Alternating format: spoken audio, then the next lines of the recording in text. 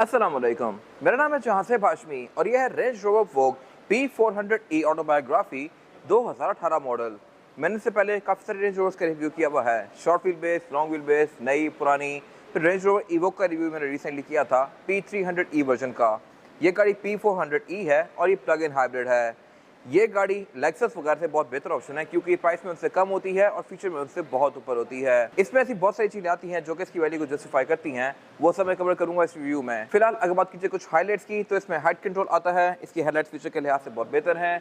Interior में इसके बहुत जबरदस्त फीचर आते हैं, इसके डोर्स में सॉफ्ट क्लोज है, फुटस्टेप इसके ऑटो डिप्लॉयबल है, टेलगेट इसका दोनों तरफ से पावर आता है और इसमें और भी बहुत सारी बेहतर चीजें दी गई हैं। ये सब मैं कवर करूंगा इस रिव्यू में। लेकिन फिलहाल अगर बात कीजिए इस गाड़ी की प्राइस की, तो ये गाड़ी 5,85,00,000 रुपए की है। ये 2018 मॉडल है, 21 इंपोर्ट है, 23 रजिस्टर्ड है और इसको इस्लामाबाद का नंबर लगा हुआ है। डिमांड 585 है और ये गाड़ी साइकिल मोटरस्पोर्ट के पास अवेलेबल है। अगर आपने इसके बारे में कोई इन्फॉर्मेशन लेनी है तो आप इस दिए गए नंबर पर कॉल कर सकते हैं या फिर आप साइकिल मोटरस्पोर्ट को विजिट कर सकते हैं, जो कि रावलपिंडी में DH2 के गेट 1 के ऑपोजिट लोकेटेड है। साइकिल मोटर्स की टोटल 2 ब्रांचेस हैं, एक रावलपिंडी में मरी रोड पे और फिर एक रावलपिंडी में ये वाली ब्रांच। इन दोनों ही ब्रांचेस पे गाड़ियों की बाइंग एंड सेलिंग के साथ साथ गाड़ियों के काम भी किए जाते हैं, जैसे कि tints, wrap, ceramic coating, PPF, graphene coating. यहाँ पे गाड़ियाँ फेसलिफ्ट भी की जाती हैं और इसके अलावा यहाँ पे फिर एक पेंट बुक भी अवेलेबल है। तो गाड़ियों की modification, buying and selling, car care या किसी भी तरह के काम के लिए cycle Motors and cycle motorsports is the place. Overall, it's a great SUV and today I'm going to review it. Let's start with the exterior of this car. Looks के लिहाज से ये गाड़ी बहुत सटल और लग्जरियस सी है। LX 570 की तरह कोई फ्लैशीनेस नहीं दी गई, ग्रिल से बिल्कुल सिंपल सी है, सब कुछ यहाँ पे काफ़ी डिसेंट सा है। और फीचर्स के लिहाज से भी ये गाड़ी बहुत सारा इक्विप्ड है ऑब्वियसली। वो क्या है मैं कवर करूँगा अभी। फिलहाल अगर बात की जाए इस गाड़ी की लुक्स की, तो यहाँ पे कट लाइन्स वगैरह बिल्कुल फ्लोई सी दी गई हैं, सब कुछ यहाँ बिल्कुल स्मूथ सा है। और अगर बात की जाए फीचर्स की, तो फीचर्स में ये है कि इसकी हेडलाइट्स ऑटो लेवलिंग वाली हैं और इसके अलावा ऑटो ऑन ऑफ वाला फीचर भी आता है। फिर ये हेडलाइट्स LED वाली हैं जो कि फेसलिफ्ट के बाद आई थी। इस गाड़ी को फेसलिफ्ट किया गया था एक बार और फेसलिफ्ट पर इसमें प्लग इन हाइब्रिड वाला वर्जन आ गया था P400e। इसकी ग्रिल का जो काफ़ी बड़ा सारा पोर्शन है ये बंद है और इसकी वजह यह है कि ये पोर्शन आप ओपन करके यहाँ पे इसका चार्जर लगा सकते हैं। ये गाड़ी आप चार्जर से चार्ज करेंगे और फिर आपको एवरेज बहुत नेक्स्ट लेवल देगी। बाकी इसके अलावा जो ये हेडलाइट्स हैं इसमें काफ़ी स्ट्रॉन्ग DRL दी गई हैं, रेंज रोवर के सिग्नेचर DRLs। और इसके अलावा बाकी फिर यहाँ पे नीचे ये हेडलाइट वॉशर भी दिए गए हैं। नीचे पर यहाँ पे कुछ और भी लाइट्स दी गई हैं और इसमें फिर पार्किंग सेंसर्स भी आते हैं फ्रंट पे और यहाँ साइड्स तक आते हैं, तो आपको साइड्स के ऑब्स्टिकल भी इंडिकेट करेगी। फिर इसमें ऑब्वियसली रडार भी आता है, एडाप्टिव क्रूज कंट्रोल आता है, वाइपर रेन सेंसिंग है। ऊपर यहाँ पे कुछ और सेंसर्स दिए गए हैं जो कि मैं कवर करूँगा आगे। और इसकी विंड स्क्रीन भी थोड़ी डिफरेंट है as compare to simple cars. इसके बीच में काफ़ी पतली सी लाइन्स दी गई हैं जो कि अगर आप गौर करें तो आपको नजर आएंगी। इसका क्या पर्पज़ है आई एम नॉट श्योर, अगर आपको पता है तो कमेंट्स में मेंशन कीजिएगा। बाकी इसके अलावा इसके जो ये A पिलर्स हैं ये बिल्कुल स्ट्रेट हैं और विंड स्क्रीन भी इसकी बिल्कुल सीधी ही है। हर रेंज रोवर में ये ऐसी ही आ रही है। इसके बाद अगर बात कीजिए इस गाड़ी की साइड प्रोफाइल की, तो यहाँ भी सब कुछ काफ़ी सटल और सिंपल सा है। कट लाइन्स यहाँ पर शार्प दी गई हैं लेकिन सिर्फ एक ही, बाकी सब कुछ यहाँ बिल्कुल स्मूथ और फ्लोई सा है। अगर बात की जाए इसकी इस साइड की, तो यहाँ पे जो ये वाला एरिया है ये इसका बॉडी कलर में ही है। कुछ गाड़ियों में ये सिल्वर आता है, कुछ में गोल्डन सा आता है, आप उसको कॉन्फ़िगर करवा सकते हैं। और इसके अलावा रिम भी इसमें स्टैंडर्ड ही हैं, इसमें बड़े रिम भी ऑफर होते हैं और ये वैसे सिल्वर है, आप इसमें ब्लैक डॉट रिम्स भी ले सकते हैं। बाकी इसके बोनट की जो फिटमेंट है ये भी काफ़ी डिफरेंट है as compare to mostly SUVs। और अगर बात कीजिए फीचर्स की, तो फीचर भी इसमें अच्छे दिए गए हैं। इस तरह से कि इसके साइड मिरर रिट्रैक्टेबल हैं, एडजस्टेबल हैं, इनमें ऑटो का फीचर आता है, इसमें ब्लाइंड स्पॉट मॉनिटर भी दिए गए हैं। ये गाड़ी ऑटो डिमिंग वाला फीचर भी ऑफर करती है। फिर नीचे यहाँ पे एक कैमरा दिया गया है जो कि आपको इस गाड़ी का 360 डिग्री व्यू भी देता है। बाकी विंडोज़ के आसपास इसमें जो ये फ्रिल्स हैं ये ब्लैक आउट हैं, कुछ गाड़ियों में ये सिल्वर आती हैं। और इसके अलावा इसके स्मार्ट एंट्री भी चारों ही डोर्स में आती है, चारों ही डोर्स में इसको लॉक अनलॉक कर सकता हूँ। फिर डोर खोलने पे ये गाड़ी फुट से डिप्लॉय करती है, ये भी एक काफ़ी इंटरेस्टिंग चीज़ है। और अगर आपने वीडियो यहाँ तक देख लिया है और आपको ये वीडियोस पसंद आती हैं तो इस स्पेसिफिक वीडियो को लाइक ज़रूर कीजिएगा और मेरा चैनल सब्सक्राइब भी कर लीजिए। अब कंटिन्यू करते हैं इस वीडियो को। ये साइड स्टेप जो है डोर खोलने पे तो ये ओपन होता है, लेकिन ऐसा नहीं है कि अगर यहाँ मेरी टांग होती है इसको तोड़ देगा, ये लग के वापस चला जाएगा लाइक दिस। और इसके अलावा आप इनको अंदर से इनेबल डिसेबल भी कर सकते हैं। फेस में सॉफ्ट क्लोज भी आता है, यानी कि इसके डोर को अगर मैं आधा बंद करूँगा तो ये बाकी खुद बंद होगा। ये मेरे ख्याल से काफ़ी अच्छी चीज़ है। और इसके अलावा इसमें एंट्री एग्जिट भी आसान है, डेफिनेटली साइड स्टेप की वजह से। इसके साथ आपको यूज़ होने में थोड़ा सा टाइम लगता है, कुछ लोग दरवाज़ा खोलते साथ ही नीचे उतर जाते हैं और फिर आकर उनको टांग पे लगता है, बट ऑब्वियसली एक दो दिन में आपको इसकी आदत हो जाएगी। इसके अलावा ये गाड़ी शॉर्ट व्हील बेस वर्जन है, इसमें एक लॉन्ग व्हील बेस वर्जन भी आता है। मैंने उसके रिव्यूज ऑलरेडी किए हुए हैं। एक सेम कलर कॉम्बिनेशन में कार भी थी, उसका रिव्यू मैंने किया हुआ है, मैरून ऑन रेड। वो गाड़ी लॉन्ग व्हील बेस वर्जन थी, ये शॉर्ट व्हील बेस है और इसमें जो ये रेड डोर है ये थोड़ा छोटा है। लॉन्ग व्हील बेस वाली कार में ये वाला एरिया बहुत ज़्यादा लंबा होता है और उसमें कुछ चीज़ें एक्स्ट्रा आती हैं जो कि मैं कवर करूँगा अभी। बाकी अगर बात की जाए इस गाड़ी की छत की, तो ये गाड़ी पैनोरामिक रूफ ऑफर करती है। ये मेरे ख्याल से अगेन एक बहुत ज़बरदस्त चीज़ है, जबकि इस कैटेगरी की बाकी गाड़ियाँ लैंड क्रूज़र हो गई, एलएक्स हो गई, वो गाड़ियाँ सनरूफ ऑफर करती हैं। इवन आज भी LX 600 और LC 300 सनरूफ ही ऑफर कर रही हैं। तो ये मेरे ख्याल से हर लिहाज से नंबर लेके जाती है यहाँ पे। इसके अलावा यहाँ पे सारा कुछ बिल्कुल स्ट्रेट है। इसके जो ये ग्लास हैं ये भी फ्लश हैं एक दूसरे के साथ। यहाँ पे यूजली गाड़ियों में पिलर आता है, फिर यहाँ भी पिलर होता है, बट इसके केस में ये एक ही पैनल जा रहा है ग्लास का, जो कि इसके लुक को बहुत क्लीन सा बना रहा है। जो लॉन्ग व्हील बेस वाली गाड़ियाँ होती हैं उसमें डोर तो लंबा होता ही है, लेकिन उसमें रेयर पैसेंजर्स के लिए लेग रूम बहुत ज़्यादा स्पेशियस होता है as compare to this car. इसमें जितना है उसमें इससे डबल होता है। वो गाड़ी बैक पे तकरीबन 8 से 7 इंच से ज़्यादा लंबी होती है as compare to this car. फिर उसमें फीचर्स बैक पे थोड़े से ज़्यादा आते हैं और उसमें इस डोर के अंदर एक एक्स्ट्रा फीचर आता है जो कि मैं कवर करूँगा। आप उस फीचर से फ्रंट सीट को लेटा सकते हैं और बैक पे फिर आप पूरा लेट सकते हैं। इस गाड़ी में वो चीज़ नहीं है। इसके अलावा ये गाड़ी हाइट कंट्रोल ऑफर करती है, यानी कि आप इसकी हाइट को रेस और लोअर कर सकते हैं अपनी मर्जी के लिहाज से। इसके अलावा बैक पे भी इसका यही पैनल कंटिन्यू करता है एंड तक, और ये गाड़ी पार्किंग सेंसर्स भी यहाँ पे साइड से ऑफर करती है, तो ये गाड़ी आपको साइड के ऑब्स्टिकल्स भी इंडिकेट करेगी। और इसकी डिग्गी में भी एक और यूजफुल फीचर आता है जो कि मैं भी कवर करूँगा आगे जाके। और अगर बात की जाए इस गाड़ी के रेड लुक की, तो ये भी पूरी ही कार की तरह काफ़ी एलिगेंट और बिल्कुल स्ट्रेट सा है। टेल लाइट भी इसमें काफ़ी स्ट्रेट सी दी गई हैं। बैक में जो कट लाइन्स हैं ये भी बिल्कुल स्ट्रेट ही हैं। इसमें यहाँ पे कर्व्स वगैरह बहुत ही कम दिए गए हैं। अगर बात की जाए यहाँ पे दिए गए फीचर्स की, तो इसमें बहुत ही अच्छे आते हैं। इस तरह से कि बैक पे तो इस गाड़ी में पार्किंग सेंसर्स आते ही हैं, लेकिन ये गाड़ी एग्जॉस्ट डुअल ऑफर करती है। ये दोनों ही एग्जॉस्ट फंक्शनल हैं और इनकी जो ये ओपनिंग्स हैं ये भी काफ़ी बड़ी दी गई हैं इसके बम्पर के अंदर। फिर इसके अलावा इस गाड़ी में टेल गेट स्प्लिट में आता है। इसको अगर मैं ओपन करूँगा तो इसके 2 पीस इलेक्ट्रॉनिकली ओपन होते हैं। ये चीज़ भी LX 570 में नहीं आती। LX 570 में सिर्फ ऊपर वाला पोर्शन ऊपर जाता है, नीचे वाले पोर्शन को आप खुद नीचे खोलेंगे। इसके केस में ये भी ऑटोमेटिकली खुलता है। और इसके अलावा इसमें फिर थर्ड सीट्स भी ऑफर होती हैं जो कि इस गाड़ी में नहीं है, कुछ गाड़ियाँ ऑफर करती हैं। बाकी इसके अलावा यहाँ पे एक और यूज़फुल चीज़ ये है कि मैं यहीं से इस गाड़ी को रेस और लोअर कर सकता हूँ। अगर लेट्स सपोज मैंने कोई हैवी सामान रखना है इसके अंदर और मैं इतना ऊपर नहीं उठा सकता, तो मैं सामान को ऊपर उठाने की बजाय गाड़ी को नीचे कर दूंगा। अभी ये गाड़ी मैंने नीचे कर दी है और अभी ये गाड़ी लिटरली मेरे यहाँ पॉकेट तक आ रही है। अभी मैं इसको अगर ऊपर करूँगा तो आप नोटिस कीजिएगा कि ये गाड़ी कहाँ तक आ जाती है। अभी गाड़ी हो रही है ऊपर और ये गाड़ी मेरी ऑलमोस्ट बेल्ट तक आ रही है। ये चीज़ आप नोटिस कर सकते होंगे कि अब ये गाड़ी पहले से तकरीबन आधा फुट ऊपर हो गई है। यस, ये अब यहाँ तक आ गई है, यहाँ से यहाँ तक तकरीबन ये गाड़ी 1 फुट ऊपर हो गई है। तो ये मेरे ख्याल से काफ़ी यूज़फुल चीज़ है सामान रखने और निकालने के लिए। बाकी इसके अलावा ट्रंक कैपेसिटी तो इस गाड़ी की अच्छी खासी स्पेशियस है ही, और इसके टेल गेट को बंद भी मैं ऑटोमेटिकली कर सकता हूँ, और बंद करने पे भी इसका नीचे वाला पोर्शन खुद बंद होगा। और इस वाले पोर्शन का एक और फ़ायदा है, वो ये है कि आप यहाँ पर चढ़ के बैठ सकते हैं और टाइम स्पेंड कर सकते हैं। मोस्टली नई गाड़ियों में ये चीज़ अब खत्म कर दी गई है, I am not sure why. और इसके अलावा आप यहीं से खड़े होकर सेकंड रो सीट्स को ड्रॉप भी कर सकते हैं और रेस भी कर सकते हैं इलेक्ट्रॉनिकली। इधर से टेल गेट बंद करूँगा तो नीचे वाला पोर्शन पहले बंद होगा इस तरह से, और ऊपर वाला पोर्शन भी ऊपर से आ रहा है खुद ही। ये मेरे ख्याल से काफ़ी इंटरेस्टिंग चीज़ है। बाकी इसके अलावा ऊपर इसमें ये यहाँ पे वाइपर दिया गया है, वॉशर दिया गया है। ये गाड़ी स्पॉइलर भी ऑफर करती है। फिर ये स्पेसिफिक कार वोग SE P400E है। इसमें छोटी गाड़ियाँ आती हैं इवोक वगैरह, वो P300E होती हैं, और इसके अलावा यहाँ कुछ खास है नहीं। इसके बाद अगर बात की जाए इस गाड़ी के इंटीरियर की, तो इसका इंटीरियर एक्सटीरियर से भी ज़्यादा लग्जरियस है। इस तरह से कि यहाँ पे कलर टोन्स काफ़ी इंटरेस्टिंग हैं, मटेरियल्स बहुत ज़बरदस्त हैं, फीचर काफ़ी अच्छे हैं, और यहाँ जेस्चर्स भी आते हैं। जैसा कि इसकी पैनोरामिक रूफ को मैं इस तरह से खोल सकता हूँ, लाइक दिस। ये जेस्चर से इसका कर्टन पीछे जा रहा है। अगर मैंने पूरी पैनोरामिक रूफ खोलनी है तो इसका बटन दिया गया है, और ये गाड़ी पैनोरामिक रूफ ऑफर करती है, जबकि LX 600 LC 300 अभी तक सनरूफ दे रही हैं। खैर इन पे मैं आगे बात करूँगा। फिलहाल अगर बात की जाए इस गाड़ी का स्टीयरिंग व्हील की, तो स्टीयरिंग व्हील इस गाड़ी का 4 स्पोक है, और इसमें लेफ्ट और राइट स्पोक के डिफरेंट कंट्रोल्स दिए गए हैं। ये कंट्रोल्स भी आप चेंज कर सकते हैं। अभी लेफ्ट स्पोक जो मुझे कंट्रोल्स शो हो रहे हैं ये वॉल्यूम मल्टीमीडिया वगैरह के हैं, लेकिन अगर मैं मेन्यू चेंज करूँगा तो इसके कंट्रोल्स चेंज हो गए हैं इस तरह से, और अब मैं इसके MID के विषय नेविगेट कर सकता हूँ। ये मेरे ख्याल से काफ़ी अच्छा तरीका है बटन्स को मिनिमाइज करने का। फिर यहाँ पे कुछ और बटन्स दिए गए हैं, अगेन ये भी अपने यूजर्स चेंज कर सकते हैं। राइट बिट का क्रूज कंट्रोल दिया गया है, क्रूज कंट्रोल ये गाड़ी एडाप्टिव ऑफर करती है, और इसके अलावा ये स्टीयरिंग व्हील मेमोरी फंक्शन के साथ है। गाड़ी को ऑन ऑफ करने के साथ साथ ये ऊपर और नीचे होता है। फिर इस गाड़ी में ये ग्रिप्स गर्म नहीं होती। कुछ गाड़ियों में हीटेड स्टीयरिंग व्हील भी आता है, मैंने उनके रिव्यूज़ किए हुए हैं ऑलरेडी।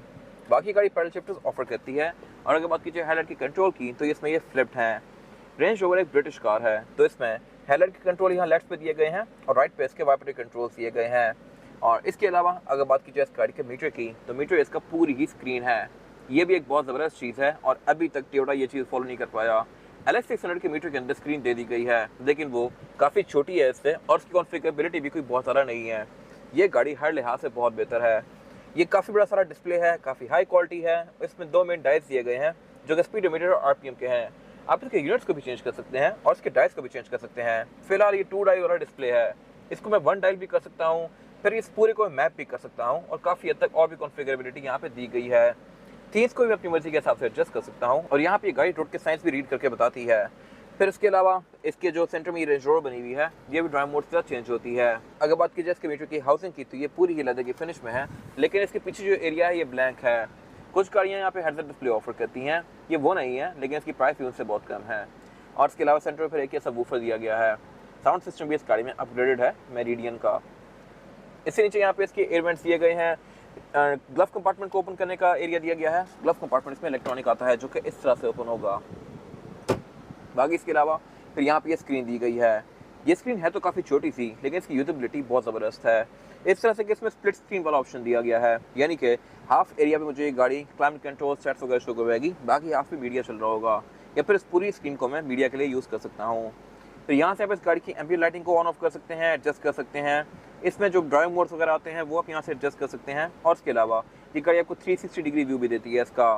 फिर इसमें Bluetooth, aux, navigation, USB, Android Auto, Apple CarPlay, ये सारी चीज़ें दी गई हैं। और इसके मैं एंगल को भी एडजस्ट कर सकता हूँ। इसका टिल्ट जो है ये फिलहाल बिल्कुल ना होने के बराबर है, लेकिन अगर इस पर धूप पड़ी और मुझे नज़र नहीं आई तो मैं इसको आगे की तरफ टिल्ट भी कर सकता हूँ, और जब भी मैं गाड़ी ऑन करूँगा ये वहीं पे हो जाया करेगी। ये मेरे ख्याल से काफ़ी अच्छी चीज़ है। फिर सिर्फ यही नहीं, इस स्क्रीन से नीचे एक और बड़ी स्क्रीन दी गई है जो कि इससे भी बड़ी है, और इसके अंदर ये गाड़ी मुझे गाड़ी की स्टैट्स वगैरह शो करवाएगी। ये मल्टी इन्फॉर्मेशन डिस्प्ले है जहाँ पे ये गाड़ी मुझे व्हीकल की स्टैट्स शो करवा रही है। यहाँ पे मैं इसके ड्राइव मोड्स को एडजस्ट कर सकता हूँ। फिर इसके अलावा सीट्स में जाके मैं इसकी सीट्स के सेटिंग्स को चेंज कर सकता हूँ, जैसे कि इसकी हीट और कूल सीट्स को ऑन ऑफ कर सकता हूँ। इसके लॉन्ग व्हील बेस वर्जन में या ऑटोबायोग्राफी वगैरह में सीट्स के अंदर मसाजर भी आते हैं। खैर, इसके अलावा फिर नीचे यहाँ पे डायल्स दिए गए हैं और इन डायल से मैं बहुत सारे फीचर्स को यूज़ कर सकता हूँ। अगेन ये भी बाकी सारे बटन्स की तरह अपने यूज़र को चेंज कर सकते हैं। नॉर्मली इनको मैं घुमाऊंगा तो ये क्लाइमेट कंट्रोल का टेम्परेचर कम ज़्यादा करेंगे। अगर मैं इसको प्रेस करूँगा तो फिर ये हीटर और कूल सीट्स को ऑन ऑफ करेंगे। अगर मैं इसको दोबारा प्रेस करूँगा तो फिर ये फैन स्पीड को कम ज़्यादा करेंगे। ये मेरे ख्याल से काफ़ी यूजफुल चीज़ है। फिर इसके अलावा मुझे ये गाड़ी यहाँ पे ड्राइव मोड भी शो करवाती है, और ड्राइव मोड भी इसमें काफ़ी सारे दिए गए हैं, जैसा कि ऑल ऑटो, फिर डायनामिक, फिर eco, comfort, snow, mud, ruts, sand, और इसके अलावा फिर रॉक क्रॉल वगैरह। इन सारे मोड्स के अंदर ये गाड़ी अपने सस्पेंशन को ऑफ रोडिंग के हिसाब से एडजस्ट करती है। फिर उसके पीछे यहाँ पे इसका एक गेयर सिलेक्टर दिया गया है। इसमें जो गेयर सिलेक्शन है वो है PRND की, और D के बाद स्पोर्ट्स भी दिया गया है। स्पोर्ट्स में इस गाड़ी को मैं मैनुअली चला सकता हूँ यहाँ पे दिए गए पैडल शिफ्टर से, और गेयर सिलेक्टर भी रोटरी डिज़ाइन में है और रेस और लोअर होता है गाड़ी को ऑन ऑफ करने के साथ साथ। अगर मैं ऑफ करूँगा तो ये अंदर चला जाएगा। फिर पीछे लैंड रोवर की बैजिंग दी गई है। इसका ट्रैक्शन कंट्रोल और ईवी मोड का बटन दिया गया है, और उससे पीछे इसका ये बहुत सारे फीचर्स वाला एरिया दिया गया है। यहाँ से मैं इसके ड्राइव मोड वगैरह चेंज कर सकता हूँ, और अगर मैं इस डायल को प्रेस कर दूंगा तो फिर ये ऑल ऑटो पे हो गई है। फिर इसके अलावा यहाँ पे इसका ये हाइट कंट्रोल भी दिया गया है। इसकी हाइट को मैं इधर से ही रेस और लोअर कर सकता हूँ। पीछे इसकी इलेक्ट्रॉनिक पार्किंग ब्रेक दी गई है, और इसका ये सेंटर कंसोल दिया गया है। ये centre console basically cool box है। यहाँ पे कोई ड्रिंक्स वगैरह रखूँगा तो वो ठंडी रहेंगी। यहाँ पे 2 USB के पावर आउटलेट दिए गए हैं, माइक्रो SD कार्ड का इंसर्ट दिया गया है, और अगर बात की जाए इसके साइड पे दिए गए आर्मरेस्ट की, तो ये चीज़ भी रेंज रोवर में बहुत सारा इन है। रेंज रोवर्स काफ़ी पहले से ये आर्मरेस्ट ऑफर करता आ रहा है, ऑल्दो इनकी अब कोई खास जरूरत रही नहीं क्योंकि गाड़ियों में सेंटर कंसोल ही काफ़ी कंफर्टेबल आने लग गए हैं, बट स्टिल यहाँ पे ये रेंज रोवर अभी भी ऑफर करता है। बाकी अगर बात की जाए सीट्स की, तो सीट्स इसमें इलेक्ट्रॉनिकली एडजस्टेबल हैं। इसमें lumbar support, Thai support, shoulder support, headrest वगैरह भी काफ़ी हद तक इन्फ्लेट और डिफ्लेट किए जा सकते हैं, और ये सीट्स काफ़ी कंफर्टेबल भी हैं। इसके अलावा सेम इसका सीट्स का कलर डोर्स के अंदर भी कंटिन्यू किया गया है। डोर्स भी इसके लुक्स के लिहाज से काफ़ी प्रीमियम है। साउंड सिस्टम इसमें मेरिडियन का है। स्पीकर्स के डोर्स में ऊपर दिए गए हैं, फिर नीचे मेन दिए गए हैं, ट्विटर्स भी दिए गए हैं, डैशबोर्ड और बैक पे सबवूफर्स भी दिए गए हैं, और इसके अलावा सीट्स की कंट्रोल भी इसके ये डोर्स के अंदर आते हैं। ये भी काफ़ी हाईली कॉन्फ़िगरेबल हैं। इसके अलावा वैनिटी मिरर गाड़ी ड्राइवर पैसेंजर दोनों के लिए ऑफर करती है विद अ लाइट, और ये वैनिटी मिरर भी इसके और ये सनशेड्स भी इसके आप एक्सटेंड कर सकते हैं इस तरह से। राइट पे मैं करूँगा तो यहाँ पे मुझे राइट से बचाएगा, लेकिन फ्रंट के लिए फिर मेरे पास एक और भी दिया गया है। ये मेरे ख्याल से काफ़ी अच्छी चीज़ है। रियरव्यू मिरर इस गाड़ी में ऑटो डिमिंग फीचर के साथ आता है। सेंटर में फिर इसके ये कैमरा लाइट्स वगैरह दी गई हैं, पैनोरामिक रूफ के कंट्रोल्स दिए गए हैं और ऊपर छत में भी यहाँ पे स्पीकर्स दिए गए हैं। बाकी इसके अलावा यहाँ पे कुछ खास है नहीं। इसके बाद अगर बात की जाए इस गाड़ी में रेयर पैसेंजर्स के लिए सीटिंग कैपेसिटी की, तो ये बैक पे डिसेंट है। मेरे पास यहाँ पे लेग रूम भी सफिशिएंट है और हेड रूम भी, लेकिन अगर आपको इससे ज़रा लेग रूम चाहिए तो फिर आप इसका लॉन्ग व्हील बेस वर्जन ले सकते हैं। लॉन्ग व्हील बेस वर्जन में ये वाला एरिया 7-8 इंचेस लंबा होता है as compare to basic car, और वहाँ पे आपके पास लेग रूम बहुत ज़्यादा स्पेशियस होता है। इसमें सीट के पीछे प्रॉपर डोर्स दी गई हैं, लेकिन लॉन्ग व्हील बेस वाली कार में उस सीट के पीछे प्रॉपर नीचे फुट सपोर्ट भी आता है। खैर अगर बात की जाए इस गाड़ी की, तो यहाँ फीचर अच्छे हैं इस तरह से कि इसमें रेयर पैसेंजर्स के लिए ये प्रॉपर क्लाइमेट कंट्रोल की जोन्स दी गई हैं, जिनको मैं यहाँ से एडजस्ट कर सकता हूँ। क्लाइमेट कंट्रोल की गाड़ी 4 जोन ऑफर करती है। फिर इसके अलावा नीचे यहाँ पे 5 वोल्ट का पावर आउटलेट दिया गया है दोनों पैसेंजर्स के लिए अलग अलग, और फिर इसके अलावा यहाँ पे सिगरेट लाइटर भी अलग अलग दिए गए हैं रेयर पैसेंजर्स के लिए। अगर बात की जाए एयर वेंट्स की, तो ये भी यहाँ पे अच्छे आते हैं इस तरह से कि यहाँ पे सेंटर में भी दिए गए हैं, पाँव में भी दिए गए हैं, लेकिन जो इसका लॉन्ग व्हील बेस वर्जन होता है उसमें एयर वेंट्स यहाँ पे भी आते हैं जो डायरेक्ट आपके मुंह के ऊपर हवा थ्रो करते हैं। खैर इसके अलावा इस गाड़ी में ये बैक पे स्क्रीन आई हुई हैं जो कि यूजेबल हैं काफ़ी हद तक। इसकी पे जो विंडोज़ हैं ये पावर्ड हैं, सिंगली टैप वाली हैं, और मैं यहीं से बैठ के दोनों तरफ की विंडोज़ को ओपन क्लोज कर सकता हूँ लाइक दिस। तो ये मेरे ख्याल से काफ़ी यूजफुल फीचर है। लेफ्ट से ही मैं दोनों तरफ की विंडोज़ कंट्रोल कर सकता हूँ। इसके अलावा इसमें सनशेड्स नहीं आए हुए, जिनमें सनशेड्स आते हैं उनके मैं सनशेड्स को भी इसे कंट्रोल कर सकता हूँ, बट इस गाड़ी में मैं सिर्फ ये वाला सनशेड कंट्रोल कर सकता हूँ इस तरह से यहाँ से। ये मेरे ख्याल से काफ़ी यूज़फुल चीज़ है, मुझे इस सनशेड के लिए फ्रंट पर डिपेंडेंट नहीं रहना पड़ेगा। लेकिन जो ये सारे बटन्स हैं ये यहाँ पे दिए गए हैं, और मेरे ख्याल से बारिश से ख़राब हो सकते हैं। बहुत सारे लोगों को बारिश में शीशा खोलने की आदत होती है, और वो शीशा खोलें और उस पर यहाँ पे बारिश पड़ती रहे, तो आई एम नॉट श्योर कि ये बचेंगे कि नहीं। बाकी इसके अलावा फिर साउंड सिस्टम इसमें मेरिडियन का दिया गया है बैक पे, डोर्स पे 3 स्पीकर्स हैं, ऊपर ये पैनोरामिक रूफ दी गई है जो रेयर पैसेंजर का व्यू इसमें काफ़ी अच्छा बनाती है। सेंटर में एक काफ़ी बड़ा सारा एरिया दिया गया है जिसको मैं अनफ्लोर करके इसमें से 2 कप होल्डर एक्सेस कर सकता हूँ। एक यहाँ पे ड्रॉर दी गई है छोटी सी, यहाँ पे मैं अपना कोई छोटा मोटा सामान रख सकता हूँ। बाकी इस गाड़ी में तो ये प्रॉपर यहाँ पे सीट दी गई है, लेकिन जो इसके बड़े वर्जन होते हैं उसमें यहाँ पे एक ही पैनल होता है और बैक पे बंदा नहीं बैठ सकता। उसका ये वाला सेंटर कंसोल फोल्ड अनफोल्ड भी इलेक्ट्रॉनिकली होता है मोटर से। इसके अलावा यहाँ पे एयरबैग्स दिए गए हैं, सीट बेल्ट्स दी गई हैं, आसपास के पोर्ट्स दिए गए हैं, ऊपर कैबिन लाइट्स दी गई हैं, और इसके अलावा यहाँ कुछ खास है नहीं। और अब अगर बात की जाए इस गाड़ी के अंडर द हड सिचुएशन की, तो इसमें जो इंजन आता है वो 2000 सीसी है। इसके बोनट को खोलने का तरीका थोड़ा डिफरेंट है, इस तरह से कि इसका रिलीज यहाँ लेफ्ट पे दिया गया है, वैसे हर गाड़ी में राइट पे आता है। ये गाड़ी वैसे लेफ्ट हैंड ड्राइव आती है, तो इसको राइट हैंड ड्राइव में कन्वर्ट कर दिया गया, लेकिन कुछ छोटे मोटे कंट्रोल्स लेफ्ट पे रह गए हैं। बोनट को खोलने के लिए नीचे यहाँ पे नॉर्मल सा रिलीज दिया गया है। बाकी इसके बोनट को खोलने का तरीका नॉर्मल सा है। बोनट इस गाड़ी के हाइड्रोलिक के साथ आता है, जो कि अगर मैं ओपन करूंगा तो ऊपर ही रहेगा। बोनट के अंदर इसकी इंसुलेशन दी गई है। और अब अगर बात की जाए इस गाड़ी के इंजन की, तो इंजन इसमें 2.0 P400E प्लग इन हाइब्रिड वाला इंजन है। ये इंजन 2000 सीसी है, टर्बोचार्ज है और हाइब्रिड भी है, और ये इंजन सिर्फ 4 सिलेंडर है। इतनी बड़ी बॉडी के लिहाज से मेरे ख्याल से इंजन साइज़ काफ़ी छोटा सा है, लेकिन परफॉर्मेंस के लिहाज से ये इंजन ठीक है। ये गाड़ी 398 हॉर्स पावर प्रोड्यूस करती है, जो कि सिग्निफिकेंट है बॉडी साइज के लिहाज से। LX570 LC200 सीरीज उनसे ज़्यादा है। इतना छोटा इंजन इतनी तरह पावर निकाल रहा है, लेकिन लॉन्ग टर्म रिलायबिलिटी के लिहाज से इसी वजह से इंजन भी बहुत ज़्यादा रिलायबल नहीं है। इसमें पहले 5000 सीसी V8 वर्जन भी आ रहे थे, वो गाड़ी प्रॉपर रेंज रोवर थी। एक्सेलरेशन के लिहाज से भी ये इंजन बस ठीक है, आपको कोई बहुत ज़्यादा थ्रस्ट फील नहीं होगा जैसा अपने रोवर से एक्सपेक्ट करते हैं, but day to day use के लिहाज से ये ठीक है। बाकी इसके इंजन ब्रेक के अंदर ये ऑरेंज कलर की वायर्स वगैरह दी गई हैं, जो कि इसके हाइब्रिड सिस्टम की हैं। इसमें प्रॉपर इलेक्ट्रिक मोटर आती है, जो कि इंजन के साथ मिलकर अच्छी खासी पावर निकालती है। और अगर बात की जाए इस गाड़ी की एवरेज की, तो ये आपको तकरीबन 8 से 9 तक की दे सकती है, डिपेंडिंग अपॉन ड्राइविंग पैटर्न, जो कि एक बहुत अच्छी एवरेज है इस बॉडी साइज़ के लिहाज से। इस साइज़ की गाड़ियाँ यूजुअली आपको 3 या 4 की एवरेज देती हैं, तो इस लिहाज से हाइब्रिड यहाँ पे काफ़ी अच्छा रोल प्ले करता है। बाकी यहाँ पे एक एरिया दिया गया है जिसको ओपन करके आप इस गाड़ी को चार्ज कर सकते हैं, और इसके अलावा इंजन पे के अंदर इंसुलेशन भी काफ़ी प्रॉपर दी गई हैं। बाकी इसमें ABS, traction control, driving modes, height control, ये सारी चीज़ें आती हैं जो कि इस राइड को बेहतर बनाती हैं, और इसके अलावा यहाँ पे कुछ खास है नहीं। इसके बाद अगर बात की जाए गाड़ी के टायर साइज़ की, और टायर साइज जो ऑफर करती है ये गाड़ी, ये है 275, 45 और 21। इसमें 21 इंचज़ का मल्टी स्पोक रिम दिया गया है, जो कि इस गाड़ी में सिल्वर ही है। आप इसको कस्टमाइज भी करवा सकते हैं, ऑल ब्लैक ले सकते हैं, कलर चेंज करवा सकते हैं, डिज़ाइन चेंज करवा सकते हैं, और इसमें 22 इंचज़ का रिम भी ऑफर होता है।